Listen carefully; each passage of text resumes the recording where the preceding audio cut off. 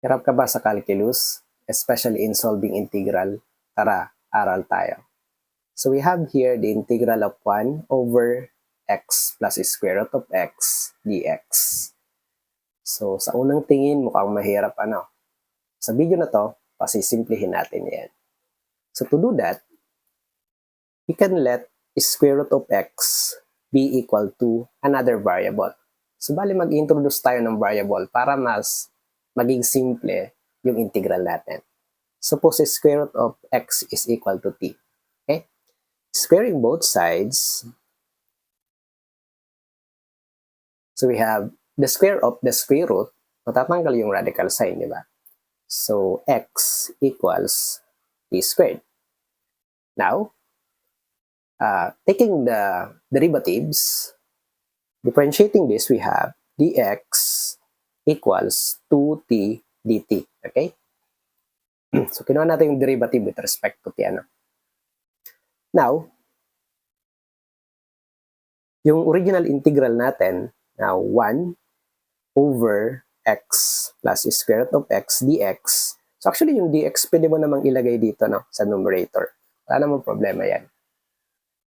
So, this is equal to, ano yung dx natin? Diba yung dx ay 2t dt. Okay?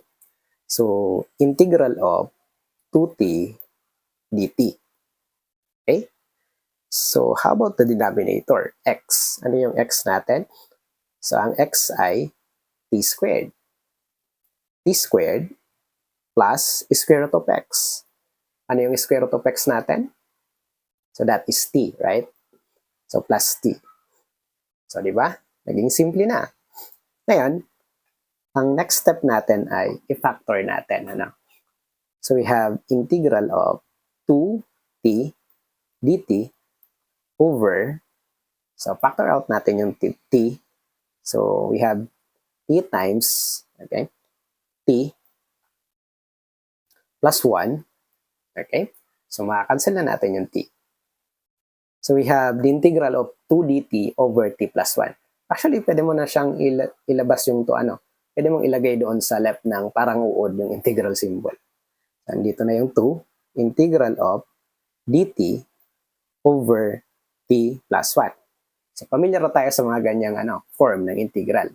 So, di ba, we have the integral of du over u is ln u plus c, right? Wala namang problema dito kasi ang denominator natin ay t plus 1. Ang neutralizing factor niyan is 1.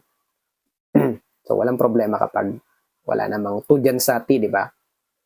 Okay? So, we have 2. The integral of this is ln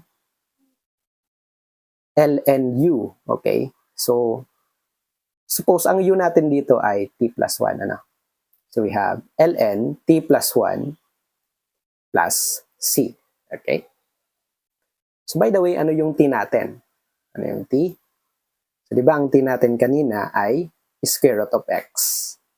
So, substitution lang tayo. Ano? 2 ln absolute value of the square root of x plus 1 plus c. So, that is our answer. Thank you so much for watching.